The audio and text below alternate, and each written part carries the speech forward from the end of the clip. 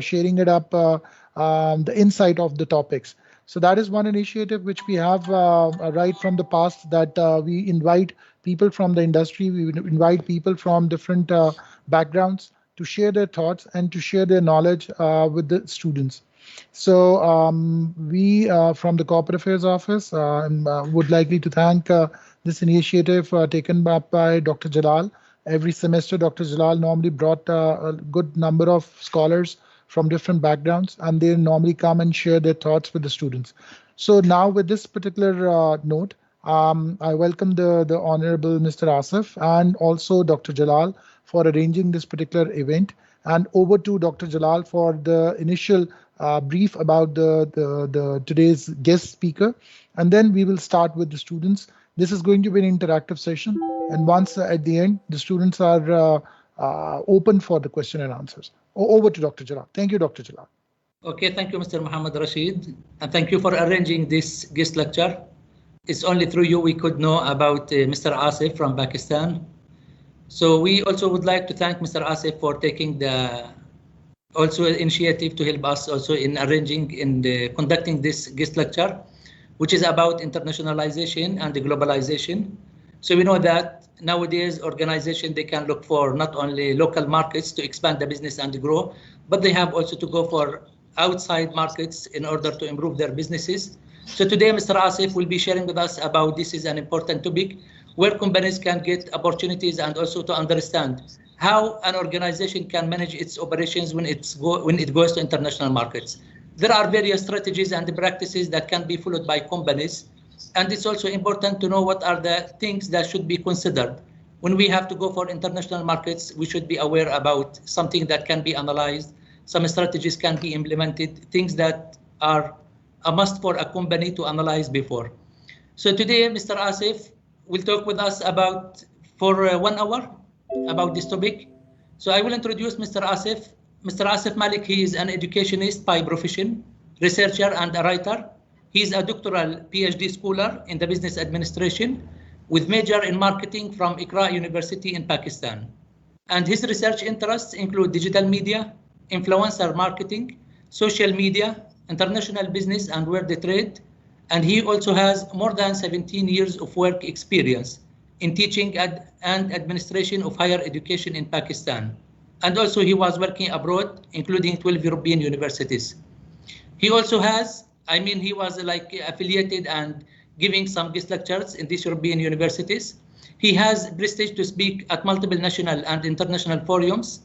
And also Mr. Asif, he is the founder of Paras Education Services and co-founder of University of Success, Islamabad, working jointly with enthusiastic professionals for community development and youth empowerment in Pakistan.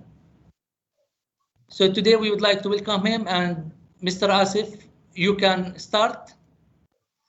Thank you very much. Bismillah ar-Rahman ar-Rahim. Thank you very much, Dr. Jalal, for this introduction. And thank you very much, Sir Rashid. First, I would like to say my sincere thanks to both of you and your Honorable Worthy Dean as well for providing me with this wonderful opportunity to share my ideas and thoughts on the topic of very immense significance for business studies with these wonderful young students of your university. I'm sure that this is going to be a very fantastic session, and this is totally commendable. I totally thankful to you for this opportunity. And the second most important thing, before I start my talk, I would really appreciate the head of department and the dean and all those people who actually were involved in organizing or devising the scheme of studies of this program, and for integration of this very, very important course. Because when we talk about international business and world trade, it is extremely important to teach these courses from all its implications and theoretical backgrounds to the young students so that when they go to the market, they should not be surprised at what is happening around. So your management, totally efforts of your management are commendable for inclusion of this wonderful course in business studies.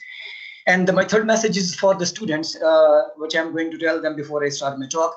My dear students, this course is this talk this course and this topic basically will help you from 3 different perspectives. Number 1 is academic, number 2 is practical, and number 3 is more related to your personal development. From academic point of view, when you go for your higher studies, your graduate studies, your master's and your PhD programs, it will help you to really understand how the internationalization, how the international dynamics actually affect the business and trade all over the world. So this will certainly enhance your perspective about how actually global companies operate in the international arena with so many different challenges happening to them. Number 2, the practical implications and the benefit of this talk and this course possibly for you could be that when after your graduation, you will be joining different companies and you will be given certain assignments maybe related to expansion, and you will be part of that team. How this course and this talk will certainly going to support you, to help you to devise strategies and to keep all those factors in mind while devising the international strategies and plannings for international expansion of your organizations. And the third most important benefit of this talk and this course, what I would like to share with you is that is related to more towards your your personal development. It is not just about knowing some theories and having some basic knowledge or some degrees or some case studies and you're done with everything and you become part of an international organization. It is not going to happen that way.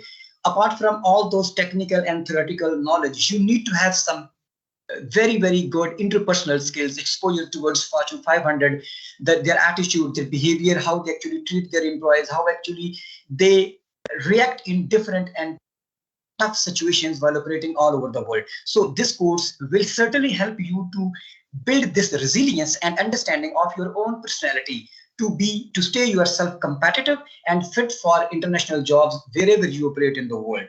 So these were the 3 different dimensions. So I positively hope and I strongly hope that this talk will be a catalyst for you to enhance your understanding about internationalization and how significant this topic and this course is for you to become successful business leaders in the world. So with that, I may start my talk. So I have to share screen, Dr. Jalal? Yes, you can share it. You can see here where there is like the button leave beside it. There is arrow up. Can you see it? Yes, I can see it. Participants, there is an arrow, share content. There is an arrow. Yes. Share content. Click on it. Then you will see there is a desktop. Share the desktop. Yes, share the desktop. Yes. Then it will share what you are opening, anything at that time. Okay, and I am opening this one. Yeah. So just let me know if. Until now, we cannot see. Mr. Okay. Can you see now? Yeah, but you need to go to the Microsoft PowerPoint. Yes. Now, yeah, now it's okay. That's okay. Mr. Asif, can you just put your particular slideshow to be open as well? Yes, sir. I'm just opening it right now for you so that we can see your slides.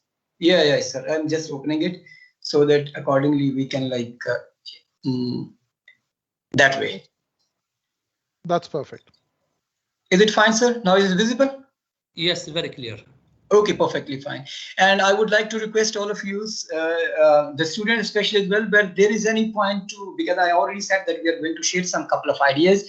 So wherever there is some point that you can strengthen the point of view, please just do tell the moderator that you want to share your thoughts by raising your hand. So accordingly, moderator can let you in for the discussion or for any point. Before we start the talk, I want to share with you one simple rule before we go for any theory or any framework. Just remember one rule, my dear students, that there are no right decisions with foreign markets entry, just decisions that are associated with different levels of risk and rewards. This line actually describes the whole philosophy of internationalization, that there are no decisions or right decisions or pragmatic decisions or philosophical decisions or something. Whenever you going to, well, you decide to expand your business from your local country to another country, there involves 2 very important things. Number 1 is risk and with the risk involves rewards. Now, it all depends upon the companies that how much risk they want to take, and accordingly, they will have the rewards after that. The structure of our talk will be something like that. I just wanted to make it very pragmatic for all of you so that we all should be focused on. First, we are going to do what, why, and how. What is basically internationalization and globalization in business, why firms want to go global, and how firms go global, strategies and modus operandi. So these are three basically core objectives and core foundations of today's talk. And then there are two additional things that I wanted to share with the students and faculty members.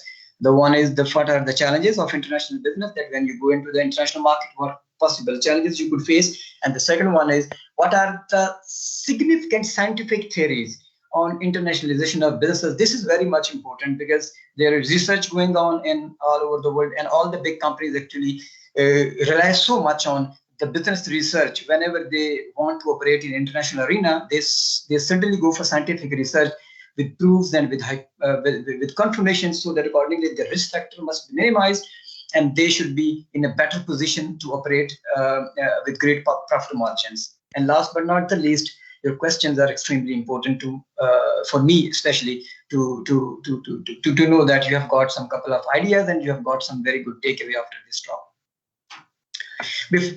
So when we talk about internationalization, and I just want all of you to create a story in your mind, and just imagine yourself for a moment that you are into a market, into a supermarket, and you're going to buy 5, 6, 7, 8 items of the goods or whatever. And what it could be, that could be some chocolate bars, potato chips, cup noodles, coffee, etc. And next thing what you do is you start thinking about the production process of these products, that where the raw material came from, coffee beans in South Africa, plant potatoes in the US, plastic making in mainland, etc. And how are they transported to production sites anywhere in the world, and how are they actually marketed all over the world. So these are the different 3, 4, 5 couple of questions that comes into your mind whenever you buy such products in a supermarket. Some large companies like Kraft, Pringles, Nike, Nissan, and market their products worldwide.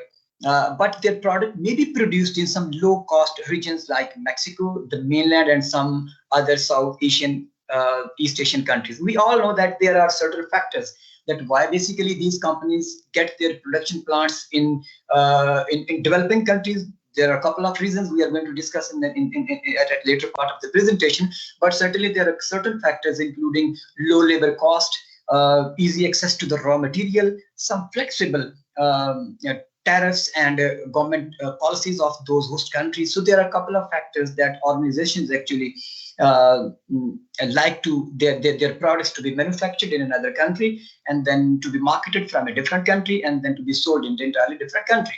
As we have in Pakistan, suppose we have almost 7 to 9 major plants producing world recognized brand Levi's jeans.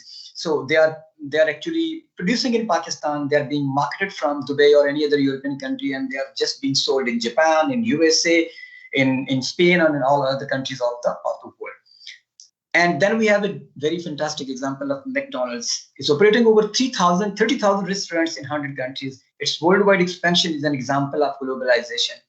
Now, by the design, and the corporation creates a menu adaptable to the various local taste. This is very important point, that wherever they are operating in more than 100 countries, their taste is always local, and it is according to the local traditions and customs. And this policy is an example of what you call it internationalization. And they're operating in the 30,000 restaurants in more than 100 countries is a big example of globalization. This policy and these business activities demonstrate the concept of globalization. And as per latest research, the internationalization of all the businesses around the world is going to raise the GDP, the global GDP, to $149 trillion in 2021. And just imagine, it was just 80 trillion US dollars in 2010. And just within one decade, just within 10 years, it has risen up to around 70, more than 100%, almost 90% it has risen, and it is being expected that this is going to transform the map of the international business and world trade. all over the world. So this is just a concept, a map that I have just like draw in your mind, that how it must look like when we talk about globalization, that how a company or a firm looks global.